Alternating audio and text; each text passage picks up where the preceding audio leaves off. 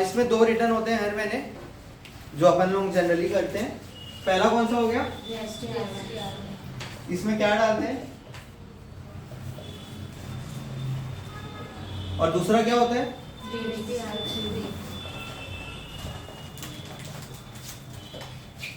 One में क्या क्या डिटेल डालते हैं? सेल्स की। ठीक है, अब इसकी ड्यू डेट क्या है? 11th of next month. ठीक है, 11th ऑफ नेक्स्ट मंथ। अभी क्या चल रहा है? अक्टूबर चल रहा है। अक्टूबर का जीएसटीआर 1 कब फाइल होएगा? 11th of November. ठीक है, 3B की ड्यू डेट कब रहती है? 20 of next month. Simple. GSTR 1 में क्या डालते हैं अपन? सेल्स। इधर आ जाओ। मेरा एक और स्टूल है ना, सर के स्टूल है ना मैम? सर के सेल की डिटेल डालते हैं। ठीक है, सेल की सबसे ज्यादा डिटेल्ड चीजें यहाँ पे डालते हैं अपन। ठीक है, और 3B में क्या डालते हैं अपन? सेल भी डालते हैं और परचेज भी डालते हैं, लेकिन इसको किस में डालते हैं अपन? समरी मैनर में। आ जाओ ना, चले जाओ, कहीं से भी चले जाओ। ठीक है, तो दोनों में क्या क्या डिफरेंस हुआ? सबसे पहले ड्यू डेट का डिफरेंस हुआ। ठीक है, फिर सेल्स। हाँ, अभी फोन वगैरह म्यूट कर दो क्योंकि यूट्यूब में जाएगा। सेल्स डिटेल में डालेंगे जीएसटीआर 1 में। 3B में अपन समरी करते हैं।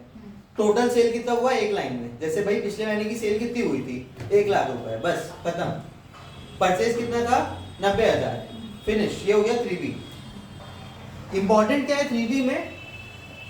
पेमेंट। पेमेंट काय का पेमेंट करते हैं? टैक्स का। ठीक है, तो 3B में अपन टैक्स का पेमेंट करते हैं, इसलिए 3B हो गया।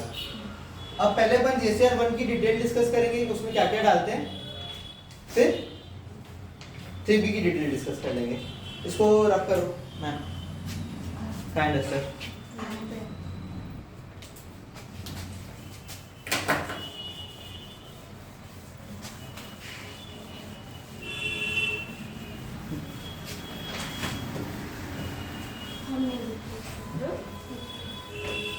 है जीएसटीआर 1 निकाल दो ना, जीएसटीआर 1 फॉर्मेट लिखोगे तो मिल जाएगा। ठीक है, अब देखो सेल्स, अरे वो मिल जाएगा, सब रिकॉर्ड हो रहा है। ठीक है, अब जो ये लिखते भी जाऊंगा ना, एक एक इसकी फोटो भी किससे जाना, उसका पीडीएफ बना लेंगे। ठीक है, जीएसटीआर 1 में क्या क्या इंफॉर्मेशन जाती है बताओ अर्चना मैम। आपको सेल से रिलेटेड जो भी इंफॉर्मेशन पता है, एक सेल बिल में क्या क्या इंफॉर्मेशन रहती है वो बोलते जाओ। पार्टी नेम, किसको सेल हुआ, ठीक है, तो पार्टी नेम लिख रहे हैं। हाँ, फिर डेट, वेरी गुड, डेट, नहीं रुको, एक एक करके। डेट के बाद थोड़ा सीक्वेंस में सोचो। पार्टी नेम एकदम सही है, फिर पार्टी से रिलेटेड और क्या रहेगा? सामने वाली पार्टी का जीएसटी नंबर। ठीक है, अब जीएसटी नंबर नहीं है तो क्या हो गया, वो B2C हो गया ना। अपन तो जीएसटी रिटर्न कर रहे हैं, यानी कि अपन तो B है ही, सामने वाले के पास जीएसटी है तो वो हो गया B2B, अदरवाइज वो क्या हो जाएगा? B2C। अच्छा, पार्टी को और क्या रहता है जनरली इसमें? पार्टी का क्या रहता है? एड्रेस रहता है। ठीक है, एड्रेस, जिसको अपन सेल कर रहे हैं उनका एड्रेस। हाँ, अब जिस दिन ट्रांजैक्शन हुआ, ठीक है, फिर कहाँ पे हुआ, कहाँ पे सेल्स हुई, प्लेस। ठीक है, अब क्या बेचे, ठीक है, तो प्रोडक्ट, फिर उसका कितने में बेचे, ठीक है, तो वैल्यू, टैक्सेबल वैल्यू।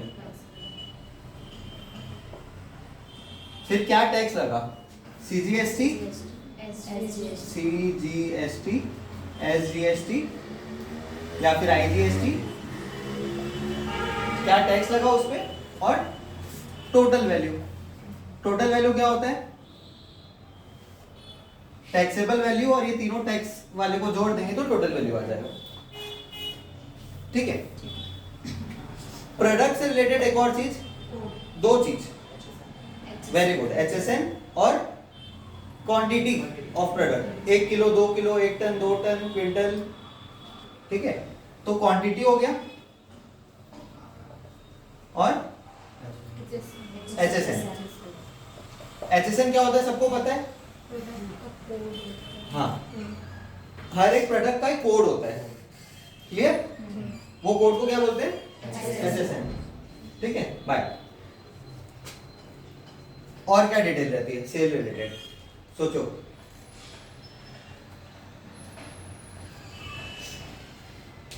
डेट हो गया, प्लेस हो गया, और क्या, इनवॉइस नंबर, वेरी इंपॉर्टेंट। और रेट, ठीक है, प्रोडक्ट से रिलेटेड क्या हो गया, प्रोडक्ट का रेट, क्योंकि क्वांटिटी डाल रहे हैं, क्वांटिटी इनटू रेट क्या आएगा, टैक्सेबल वैल्यू, रेट। और रेट ऑफ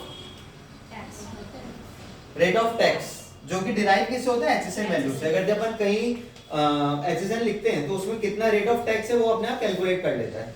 तो एक तो रेट ऑफ प्रोडक्ट हो गया, और दूसरा क्या हो गया, रेट ऑफ टैक्स।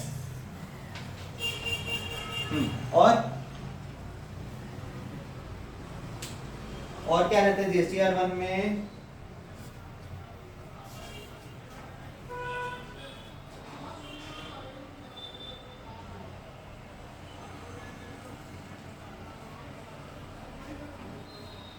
बस, ठीक है, ये डिटेल अपन डालते हैं। अब ये डिटेल को थोड़ा अपन अरेंज कर लेते हैं कि कैसे अपन इसको GST रिटर्न में डालते हैं। वो क्या है, किसी के पास अच्छा फोन, किसके पास है, सब हैंग हो गया यार, ठीक ठाक फोन किसके पास है, हाँ, फोटो किससे लो इसकी, GST वाला फोन ले लो ना, कहाँ है GST वाला फोन, हाँ उसे ही जा GST वाला फोन ले लो। लेके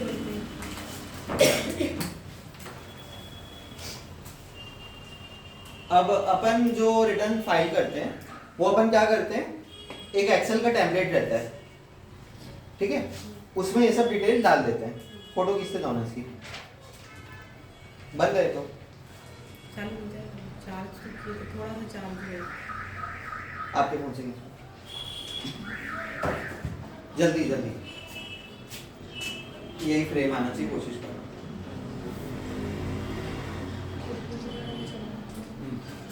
ठीक है, हाँ, अब ये सब डिटेल कैसे डालते हैं GSTR रिटर्न में, ठीक है। एक एक्सेल बनेगा, वो एक्सेल में सबसे पहले अपन डालेंगे पार्टी नेम। पार्टी नेम आ गया।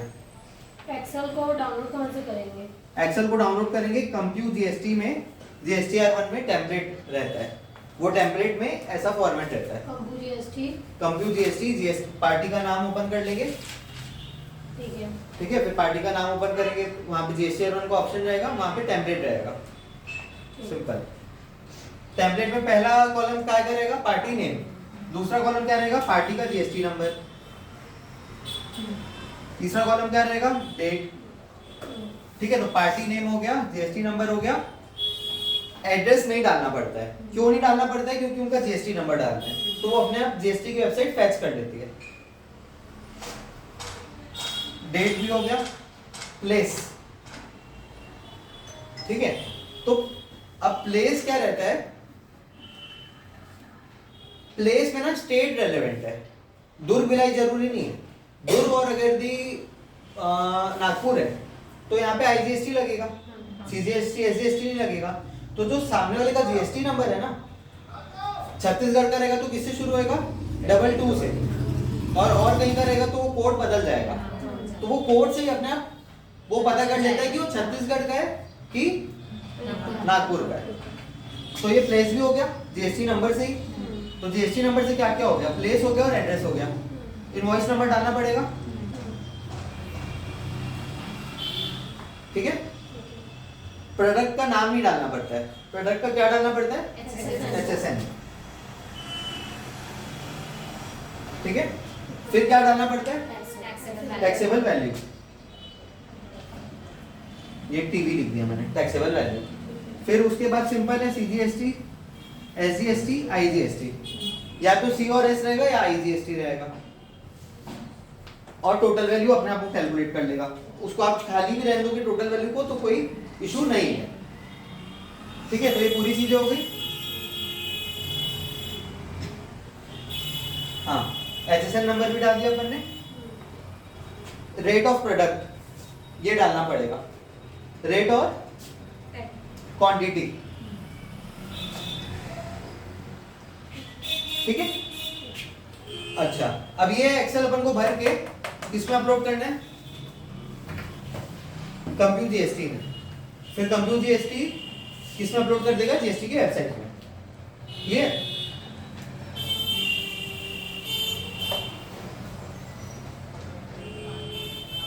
अब अपने पास डाटा दो तरीके से आता है, या तो क्लाइंट क्या करता है, जितने भी बिल है उनका PDF बना के अपन को व्हाट्सएप कर देता है, तो अपन को एक एक बिल से यहाँ पे मैनुअल एंट्री करनी पड़ेगी, जो नहीं करना है। अगर दी क्लाइंट अपन को बिल भेज रहा है उसका मतलब अकाउंटिंग अपन को करना है टैली में। टैली में आप परचेज की अकाउंटिंग कर लोगे, सेल की, सॉरी अपन सेल की बात कर रहे हैं। फिर उसको क्या करोगे, एक्सेल को कॉलमनार करके और एक्सेल को एक्सपोर्ट कर लोगे। टैली का जो एक्सेल एक्सपोर्ट होता है वो उसमें सब डिटेल मिल जाएगी, आपको बस कॉलम को कॉपी पेस्ट करना है इस फॉर्मेट में, कंप्यूट GST के फॉर्मेट में टैली वाले एक्सेल को पेस्ट कर लेना है और फिर अपलोड कर देना है, सिंपल है, ठीक है। ये सब पूरी डिटेल चले जाएगी GSTR1 के फॉर्म में। एक चीज बच गई, क्या बचा बताओ, एक चीज बच गई जो कि है B2C सेल्स। यहां पे अपन वही सेल्स लिख रहे हैं जो B2B है। B2C सेल्स अपन को जो कंप्यू ऑफिस है उसमें अलग से GSTR1 का जो फॉर्मेट है उसमें एक अलग से जगह दी हुई है, वहां पे B2C सेल्स टोटल करके डालना है। मतलब क्या क्या डालेंगे, B2C सेल्स का टैक्सेबल वैल्यू टोटल में, जैसे यहाँ पे अपन डाल रहे हैं ना पार्टी, ये सबका नाम डाल रहे हैं, सबका GST नंबर डाल रहे हैं। B2C सेल्स में बस एक टोटल डालना है कि टोटल B2C सेल्स इतनी हुई है, वन लाइन में, उसका टोटल वैल्यू इतना है, टैक्सेबल वैल्यू इतना है, CGST, SGST, IGST। क्लियर सबको? हाँ, अब मैं फोटो क्लिक कर रहा हूँ। सर ये ना लाइट की लाइट आ रही है, उससे बहुत चमक रहा है। बट कुछ मिसिंग हो रहा होगा ना, पूरा तो आ ही रहा होगा, कुछ पार्ट में चमक रहा होगा ना। नीचे का ये रेट ऑफ प्रोडक्ट, हाँ ठीक है, जो आ रहा है वो खींच के रहोगे।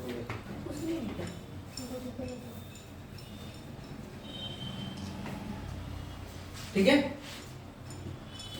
मिटाओ ना।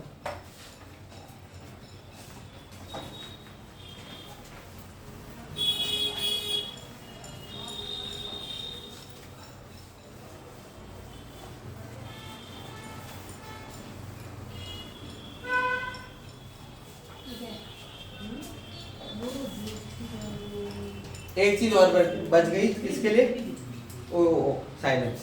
एक चीज और क्या बच गई, कौन कर रहा है GSTR1? आप कर रहे हो ना, और क्या डालते हैं?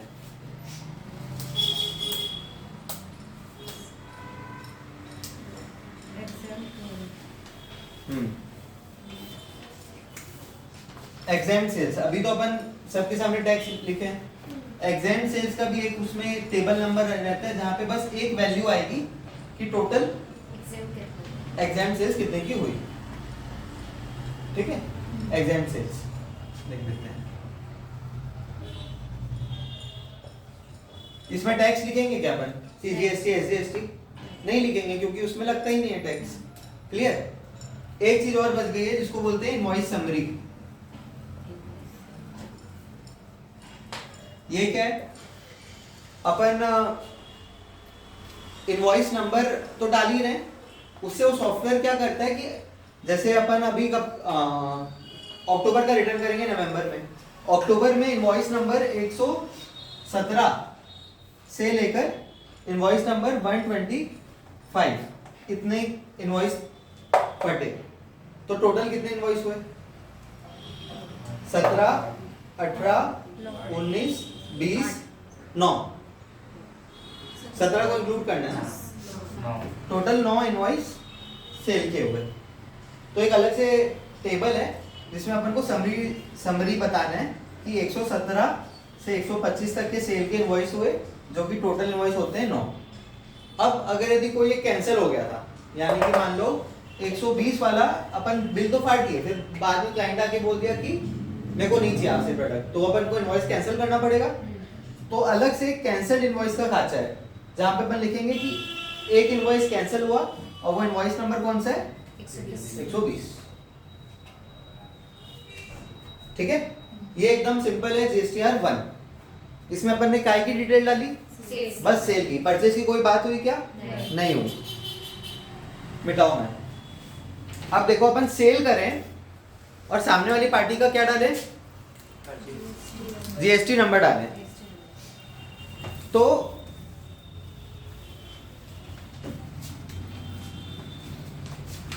अब थोड़ा सा वापस एक छोटा सा आप लोगों को रिवीजन करा रहा हूँ कि ये काम कैसे करता है GST वाला सिस्टम।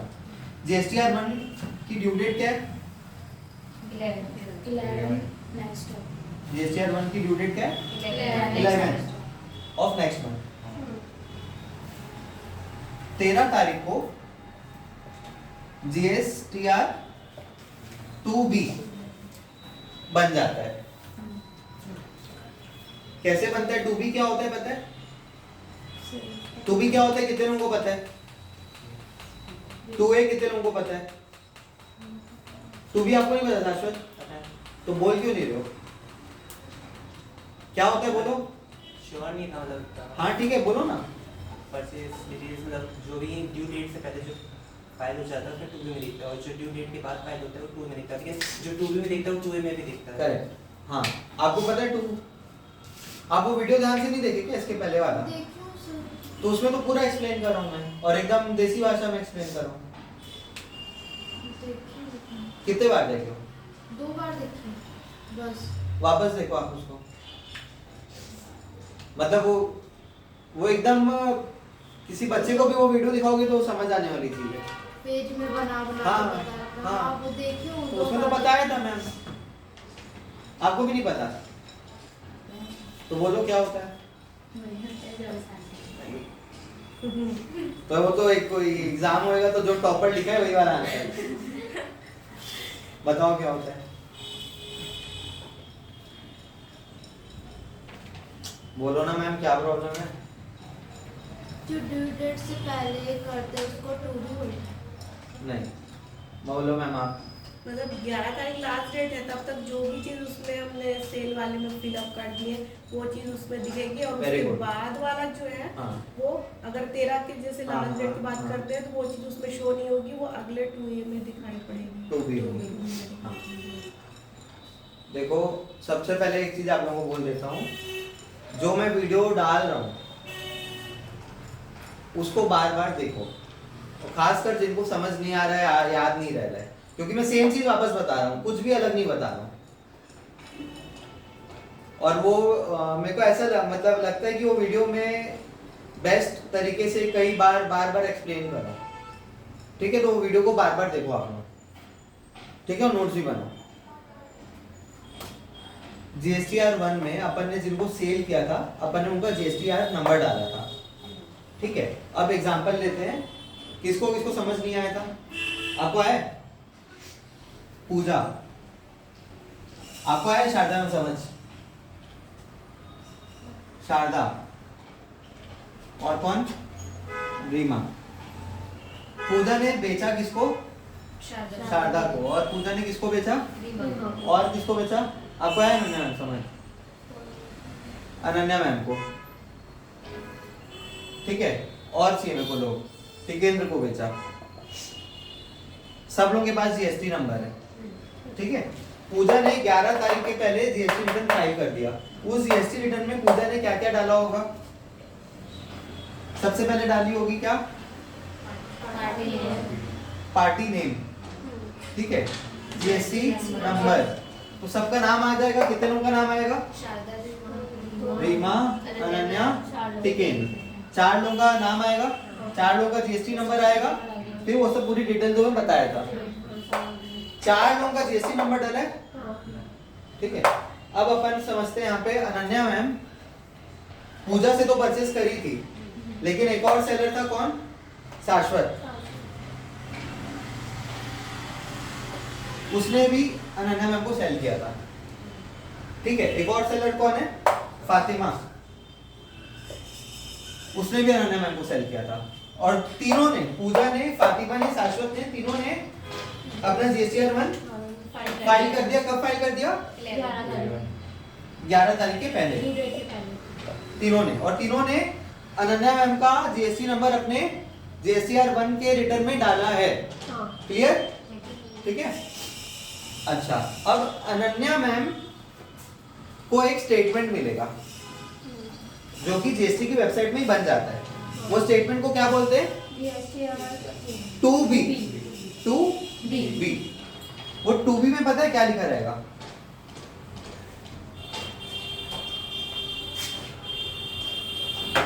टू बी में क्या लिखा रहेगा?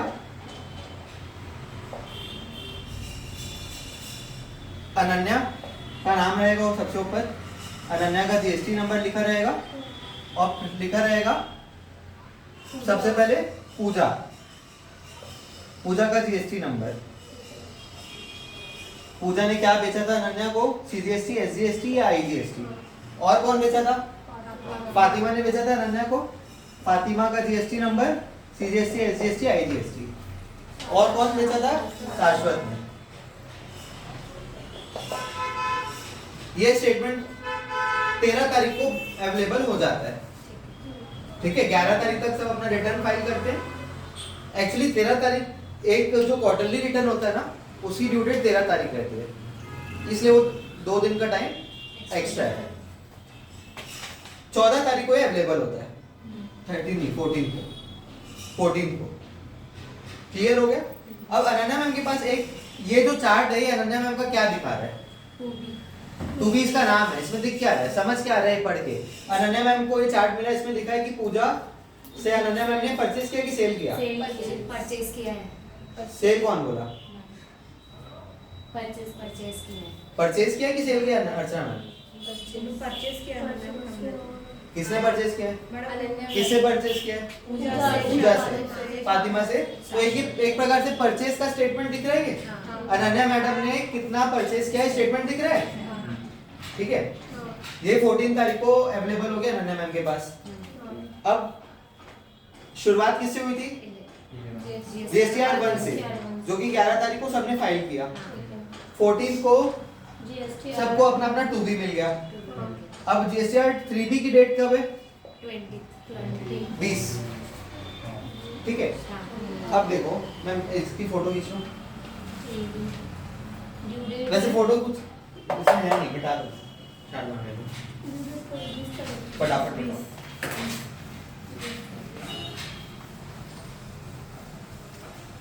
अब क्या होएगा? 20 तारीख को 3B होएगा। 3B में मैं क्या बताया था? सबसे इंपॉर्टेंट चीज क्या होती है? सब अलग अलग कुछ भी बोल दिए। समरी आएगा। हाँ, समरी। स्टार्ट किससे होती है? वापस बोलो सब लोग। 11 को जीएसटीआर 1, फिर 14 को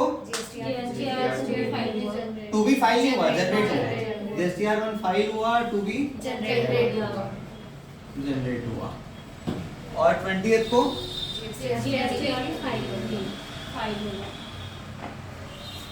3B क्या करना है? फाइल करना है। तो ये अपन ने कर लिया और ये भी कर लिया। अब अपन बात करेंगे किसकी? 3B। 3B के मैंने 2 क्वालिटी बताई थी आपको, 3 क्वालिटी। सबसे पहला क्या है क्वालिटी? ये समरी है। समरी है तो मतलब क्या है? इजी है अपने लिए। दूसरी क्वालिटी क्या बताई थी? कि इसमें अपन पेमेंट ऑफ टैक्स करते हैं। तो पेमेंट ऑफ टैक्स है तो इसका मतलब क्या है? ये इंपॉर्टेंट है। इसमें गलती कहीं भी नहीं होनी चाहिए और खास करके इसमें गलती नहीं होनी चाहिए। एक और इसकी क्वालिटी क्या है कि इसमें परचेज की डिटेल डालते हैं, भले समरी है रहेगा लेकिन डिटेल डालना पड़ेगा परचेज की।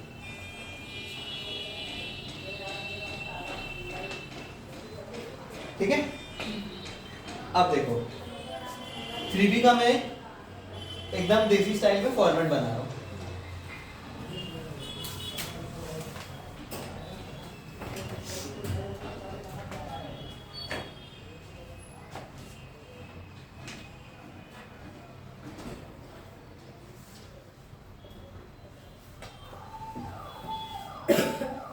वीडियो ऑन है ना?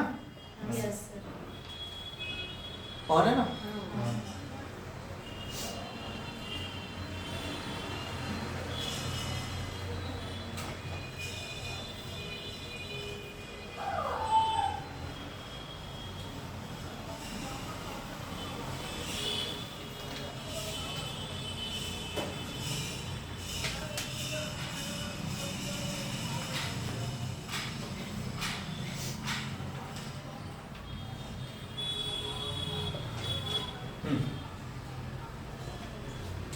थ्री में अपन डालेंगे सेल्स, जो अपन जीएसटीआर 1 में डाले ना, अपन जीएसटीआर 1 में सेल ऑलरेडी डाल चुके हैं, यस और नो? डाल चुके हैं ना, तो ये जो सेल है ना ये ऑटोमेटिकली जीएसटीआर 1 से आ जाएगा उठ के। काम सिंपल हो गया अपना, क्योंकि अपन डिटेल पहले डाले थे एक लाइन में कि टोटल सेल कितनी है, total CGST, total SGST, total IGST, GSTR 1 से आ जाएगा। ये सेल है मतलब सामान बाहर जा रहा है, इसलिए उसको आउटपुट बोलते हैं। सामान बाहर जा रहा है, याद करने का तरीका आउटपुट। अब क्या डालना है? परचेज।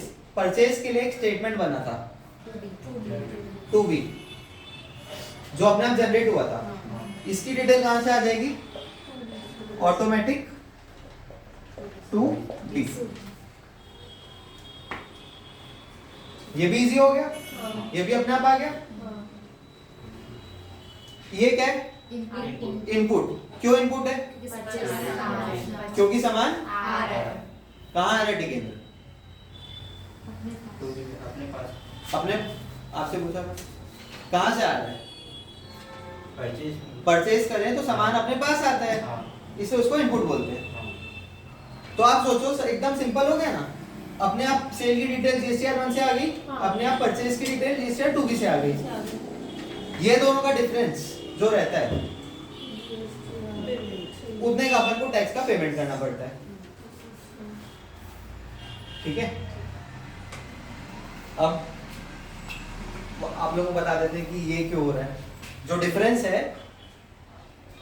सीजीएसटी का आउटपुट, सीजीएसटी का इनपुट, इन दोनों का जो डिफरेंस है उतना सीजीएसटी में पे कर दो, जितना एसजीएसटी का है उतना एसजीएसटी में पे कर दो।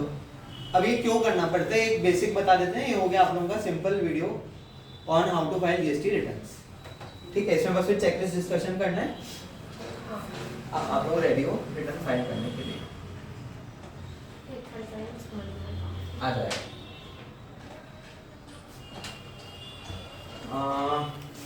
ये टेबल सब लोग याद रख लो।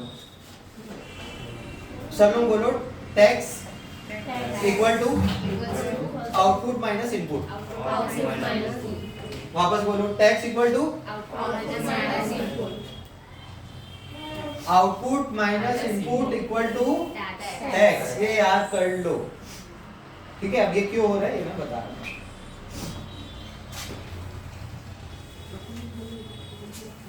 Sharda ma'am white board tight करना ना इंद्र है। कौन कौन था अपने एग्जांपल में? फर्स्ट सेलर कौन था? पूजा। सेकंड नीलम। ठीक है, और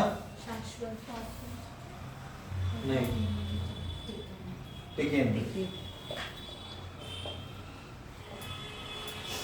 और रीमा। ठीक है, ये क्या है? डायरी। ये किससे बनी है? पेड़ की पत्तियों से, पेड़ के लकड़ी से डायरी बनती है। क्लियर?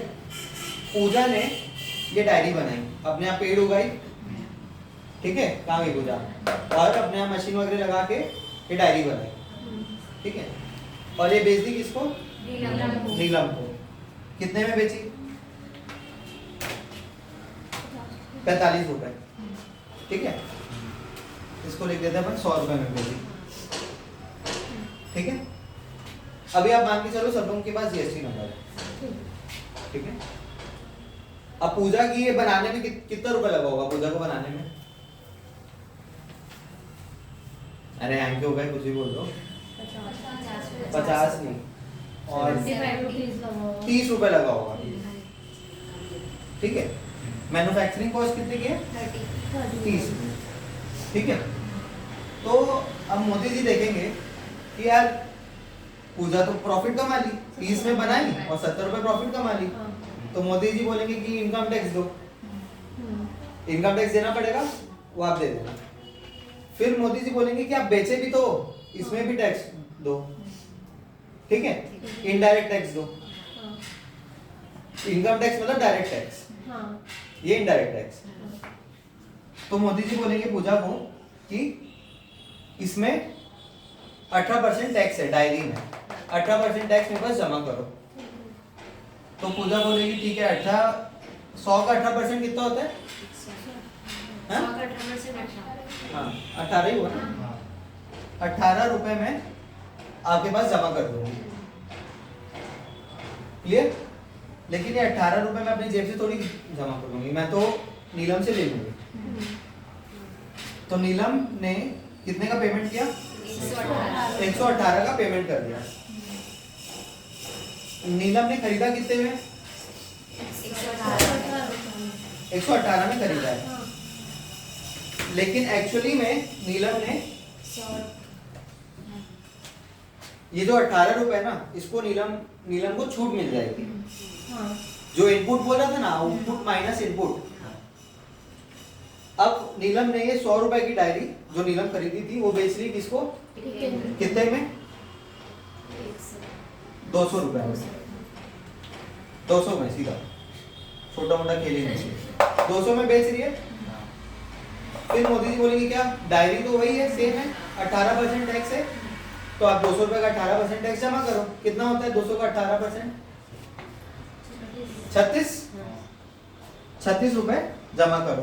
तो नीलम बोलेगी नहीं सर, मैं तो टिकेंद्र से 36 रुपए ले लूंगी। तो 236 टिकेंद्र ने नीलम को दे दिया, ठीक है।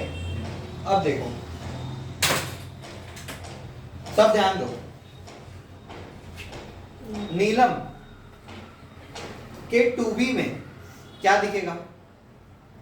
कौन, एक सेकंड रुक जाओ, कौन बोलेगा? अनन्या मैम आप बोलो। नीलम ने 2B क्या होता है? जितना पूछते हैं वो छोड़ो, इधर देखो, इधर देखो, वो सब छोड़ दो। क्या होता है 2B? स्टेटमेंट। उसको छोड़ दो ना मैडम, इधर देखो ना, मैं सब बता रहा हूँ ना, कोई टेस्ट थोड़ी चल रहा है। क्या है 2B? परचेज का स्टेटमेंट। नीलम ने परचेज किया है, किससे किया है?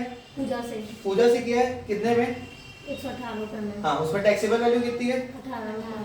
टैक्सेबल 100, टैक्स है 18। तो नीलम के 2B में क्या दिखेगा? पूरा दिखेगा, पूजा का नाम, नंबर, जीएसटी नंबर, 100 रुपए, 18 रुपए, 118 रुपए। टिकेंद्र ने परचेज किया है, टिकेंद्र के किससे परचेज किया? टिकेंद्र के 2B में नीलम का नाम दिखेगा, 236, 200, ये 36 और 236 तीनों दिखेगा। अब अभी अपनी जो पिक्चर में अपन जिनकी बात कर रहे हैं वो है नीलम। ये अपना जीएसटीआर 3B फाइल कर रही है, टैक्स पे कर रही है। तो नीलम बोलेगी कि मैंने पूजा को 18 रुपए दे दिया था, टिकेंद्र से 36 रुपए ले लिया।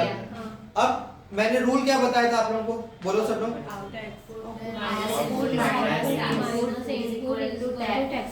वापस बोल रहा हूँ मैं, output minus input equal to tax. ये मैं लिख रहा हूँ यहाँ पे।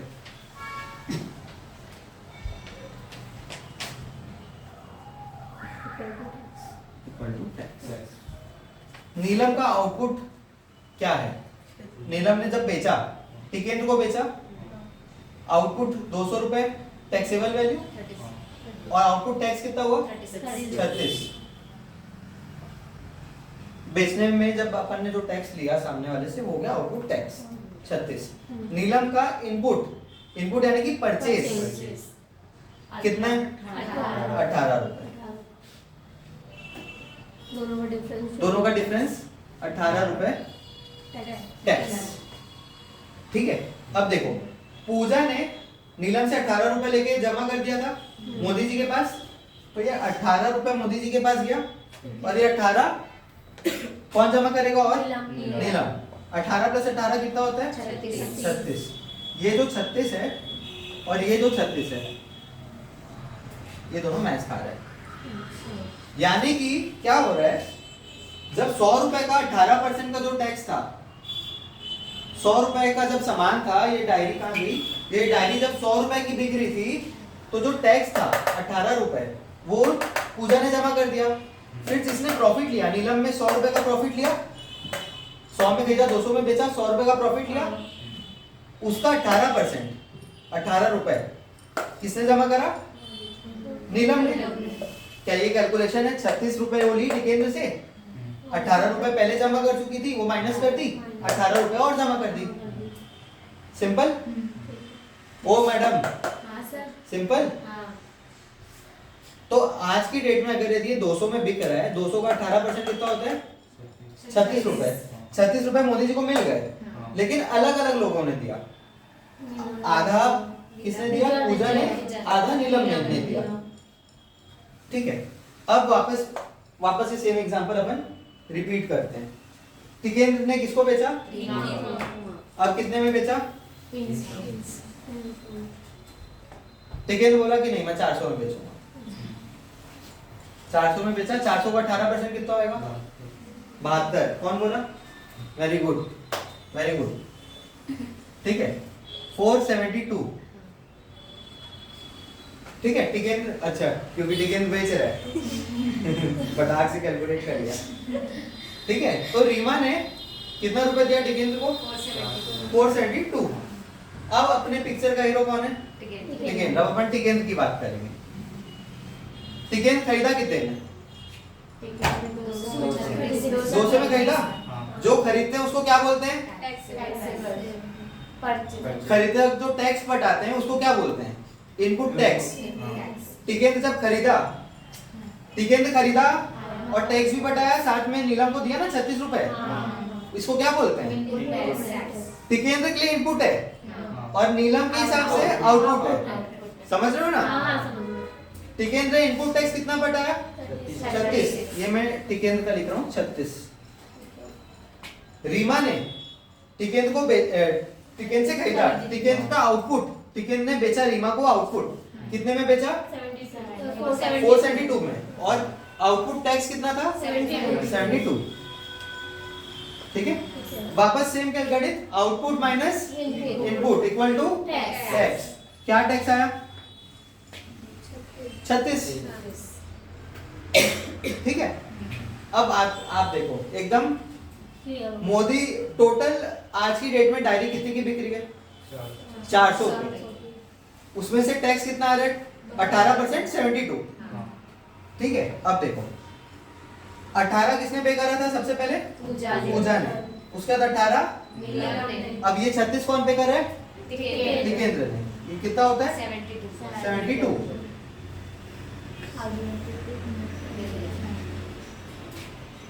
ठीक है, ये कड़ी चलते रहेगी, ये कड़ी चलते रहेगी। अब कब रुकेगी ये कड़ी? जब कोई परचेज नहीं। हाँ, अब जैसे मान लो रीमा आगे नहीं बेच रही है, रीमा बोल रही है मैं इसमें न्यू ईयर रिजोल्यूशन लिखूंगी, न्यू ईयर आ रहा है, ये डायरी नहीं रीमा यूज कर रही है। अब सब रुक गया, रीमा बेच नहीं रही है। सबसे ज्यादा टैक्स किसने पे किया? रीमा ने। रीमा के जैसे कितना निकला? 72। उसको कोई छूट भी नहीं मिली। ठीक है, सबको, सबने टैक्स पे किया, सबको उसको छूट मिली। सबसे ज्यादा पे किसने किया? लेकिन रीमा ने। टिकेंद्र ने पे किया 36। 18 नीलम ने पे किया, 18 पूजा ने पे किया, ठीक है, क्लियर? मोदी जी को मिला कितना टोटल? 72। टोटल रीमा ने दिया कितना? 72। एंड कंज्यूमर जितना टैक्स पे करता है उतना मोदी जी को मिलता है, लेकिन वो एक जन एंड कंज्यूमर से नहीं मिलता है, बीच में जितने भी लोग थे सब लोग अपना अपना हिस्सा देते हैं, बस, ठीक है। तो जब अपना टिकेंद्र 3B फाइल करेगा तो देखेगा आउटपुट मैंने रीमा को बेचा था, आउटपुट टैक्स 72 है, इनपुट मैंने खरीदा था नीलम से 36 रुपए देके नीलम को दिया था, 72 माइनस 36 करेगा, 36 रुपए अपना CGST SGST आधा आधा 36 का पे कर देगा। ये हो गया सिंपल GST रिटर्न। बहुत कुछ समझ आया? ठीक है, मैम इसको हटा दो। शायद मैम समझ आया आपको? ओ मैडम,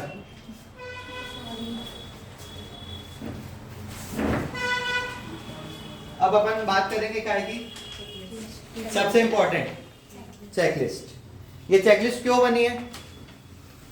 जब अपन GST का काम शुरू करें फिर बहुत सारी गलतियां करें, वो गलतियां रिपीट ना हो उसके लिए अपन ये चेकलिस्ट बनाएंगे।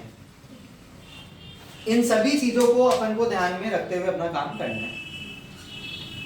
पढ़ते रहो एक एक पॉइंट।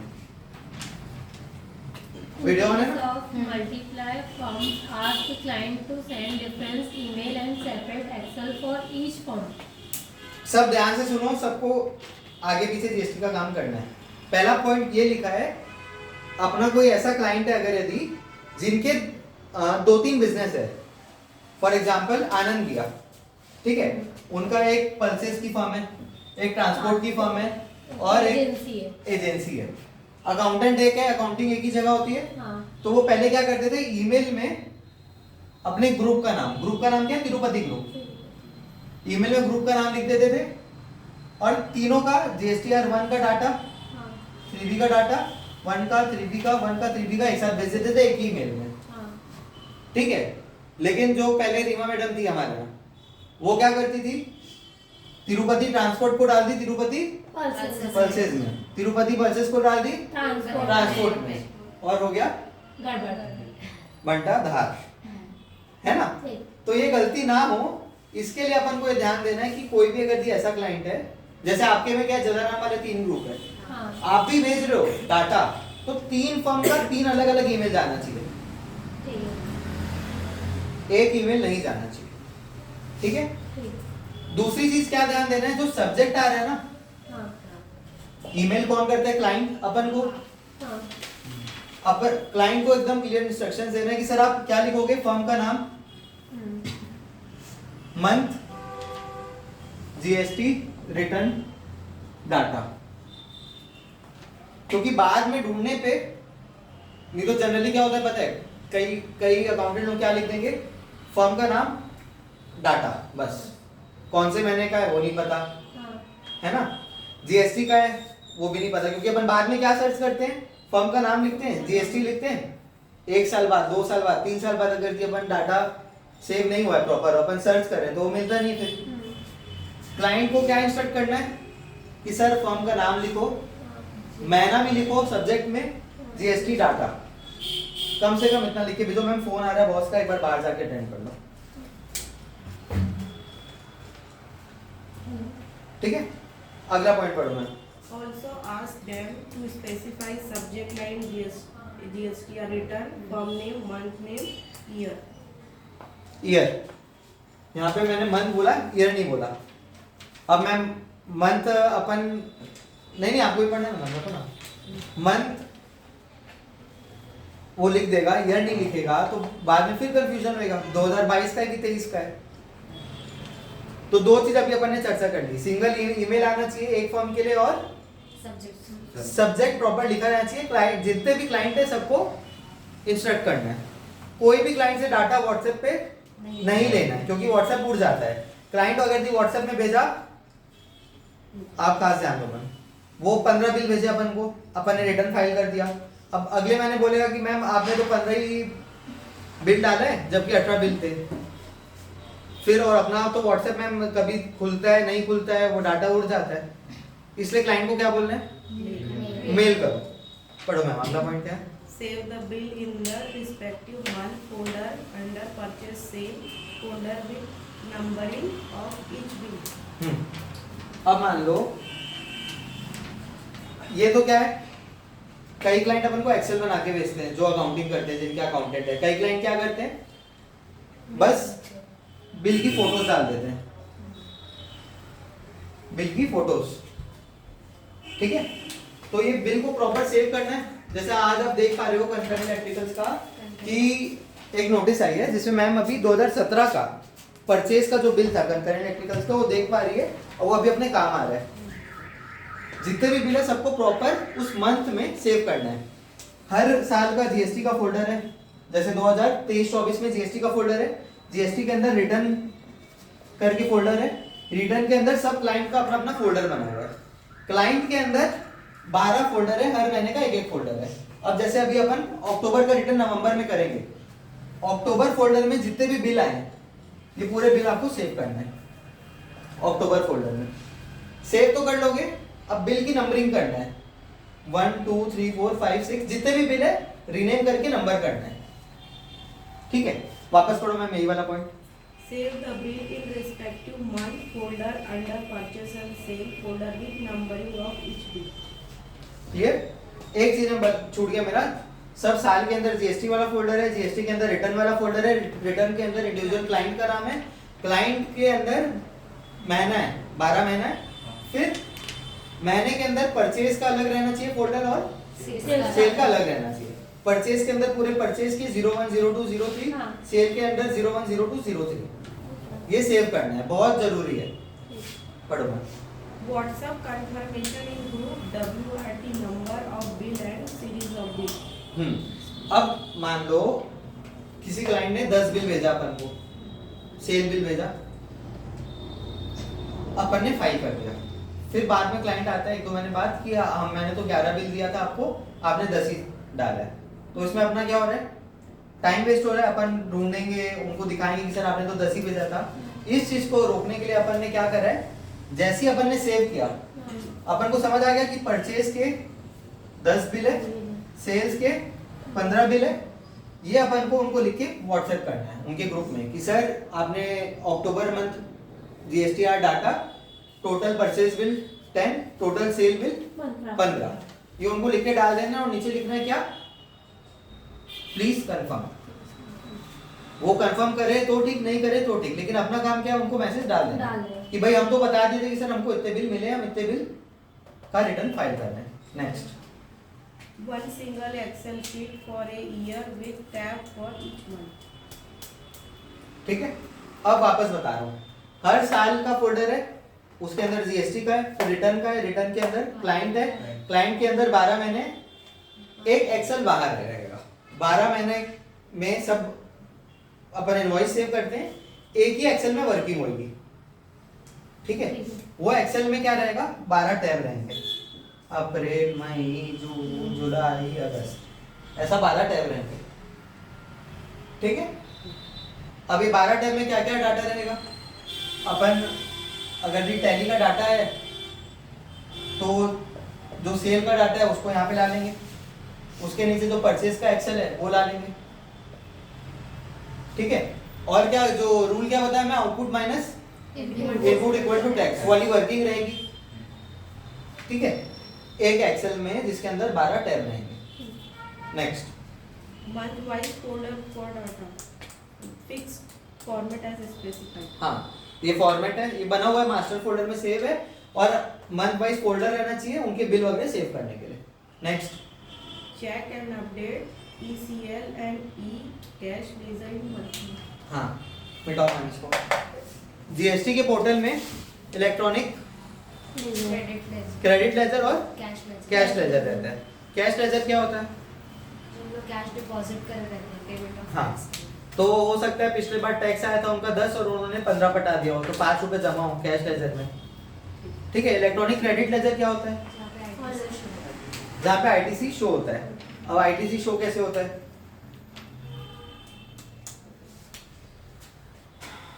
कौन कौन था? नीलम, टिकेंद्र और रीमा रीमा, ठीक है। और इधर और चाहिए मेरे को, शाश्वत और अनन्या,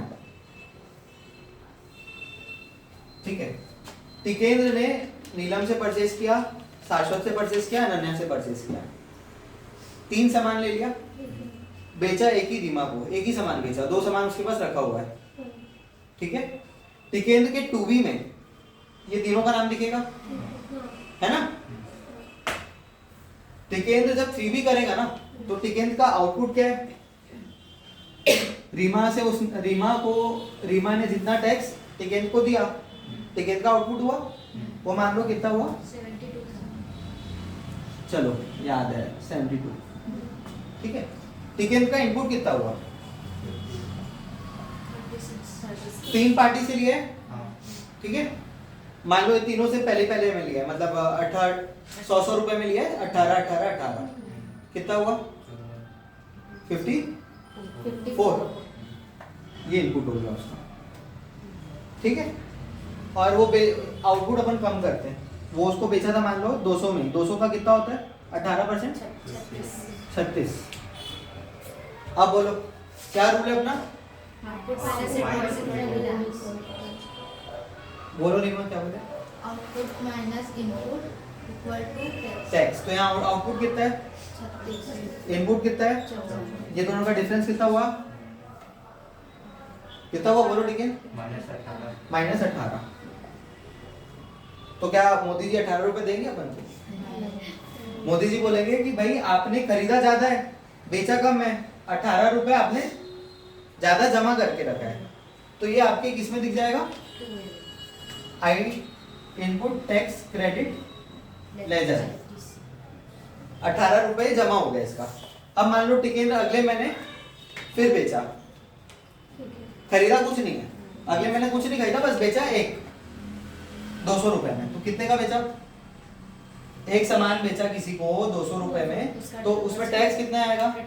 36 रुपए आउटपुट टैक्स आया टिकेंद्र का। इनपुट कितना है टिकेंद्र का? परचेज तो कुछ भी नहीं है ना, 0 है, लेकिन ये 18 रुपए जमा है ना इसके क्रेडिट लेजर में, तो ये 36 माइनस 18 हो जाएगा अगले महीने, और 18 इसको पे करना पड़ेगा। तो ये जो 18 जमा था किसमें? क्रेडिट लेजर में, ये वाला फिगर है, ठीक है। पूजा में मिटाओ इसको, पढ़ो मैं। नेक्स्ट है, तो ये अपन को चेक करना है रिटर्न फाइल करने के पहले कि उनकी कैश लेजर में कितना है और क्रेडिट लेजर में कितना जमा है। हाँ ma'am. Tally must be maintained if client is not doing so. Both purchase sale entry to be passed along with the bank statement. अगर जी क्लाइंट फोटो डालता है अपन को, है ना, तो उनका टैली अपन को मेंटेन करना है, सिंपल है।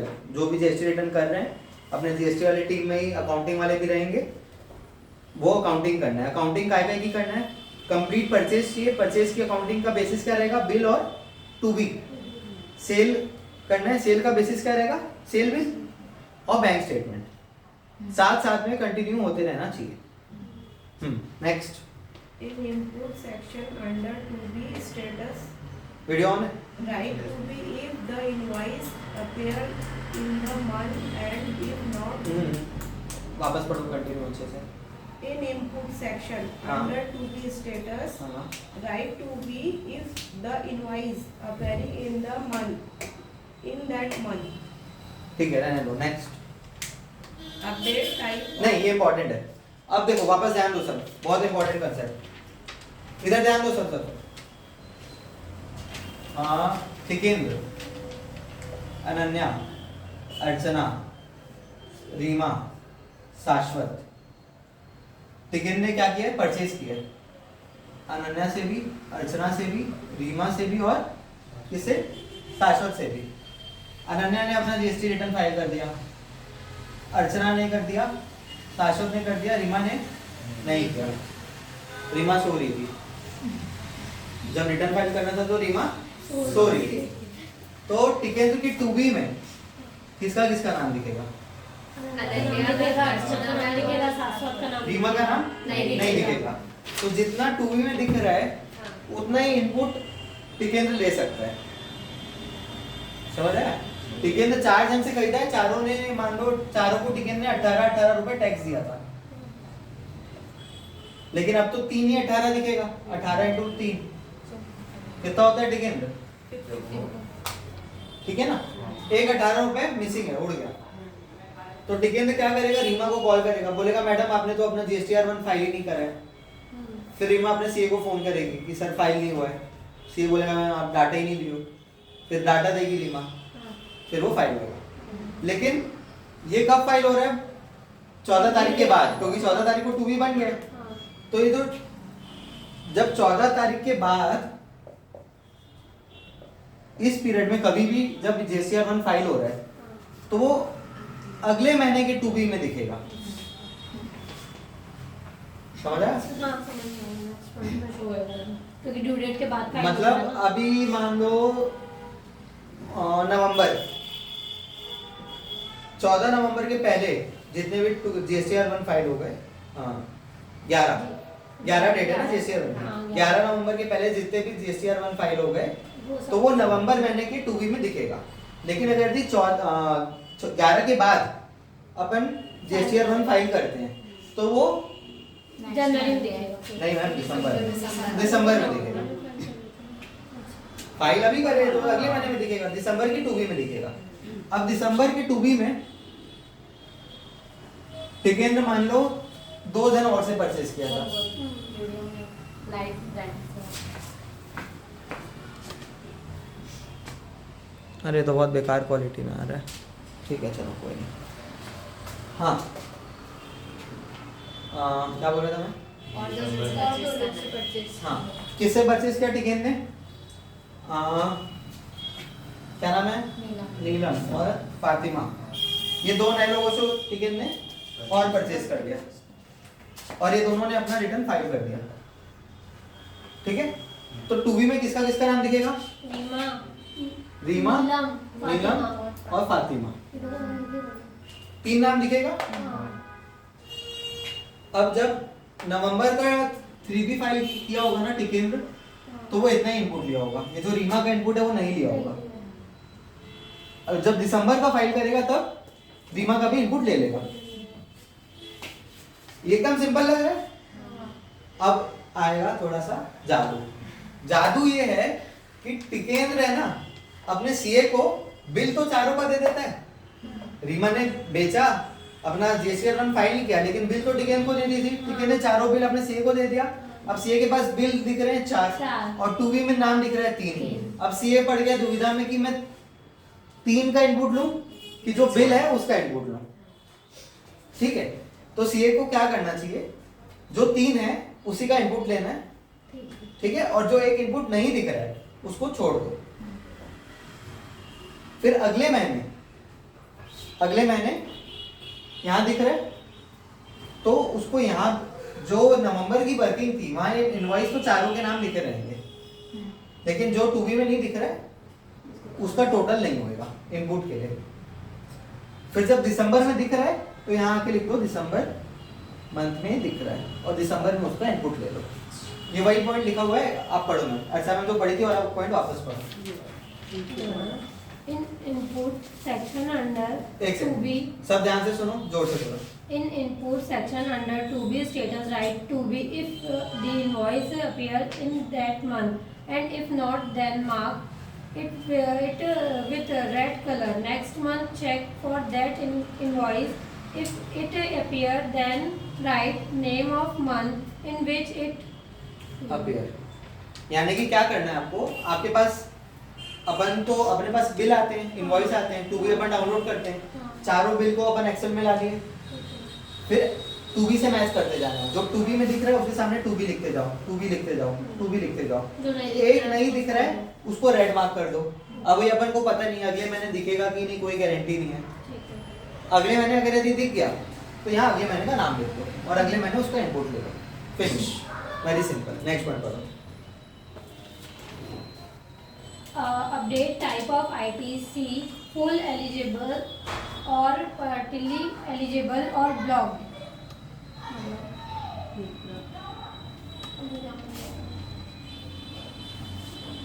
हाँ, ये अलग चीज है, ये बताऊंगा। और Update ITC tab and update month.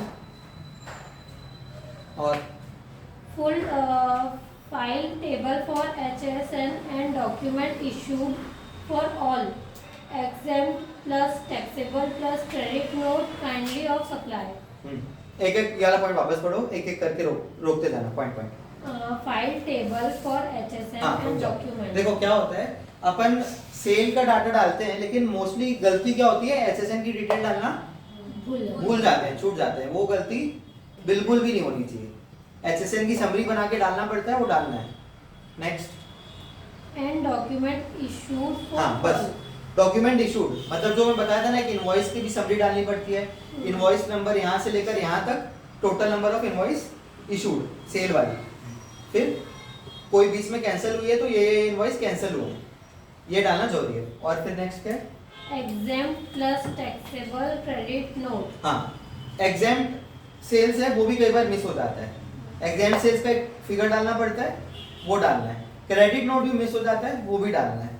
Next. Kindly of supply. Okay next. Some kinds of supply. Update in details in tab 42 minus 43. हाँ Do not नेक्स्ट छोड़ दो। WhatsApp preview GST return to client and type please confirm. अपन जो भी working कर रहे हैं 3B1 वो सब जैसे सिस्टम में डाल देते हैं जीएसटी की वेबसाइट में, तो एक ड्राफ्ट डाउनलोड करना रहता है, प्रीव्यू करके लिखा रहता है। प्रीव्यू में क्लिक करेंगे तो ड्राफ्ट डाउनलोड होएगा, उसको क्लाइंट के ग्रुप में डालना है, प्लीज चेक एंड कंफर्म लिखना है और फाइल कर देना है। ये चीज अपन नहीं कर रहे हैं अभी, ये एकदम इम्प्लीमेंट करना है। अच्छा मैम नोट करें, File return. बस सिंपल रिटर्न फाइल करो। ठीक है, चलो इसको मिटा दो मैम।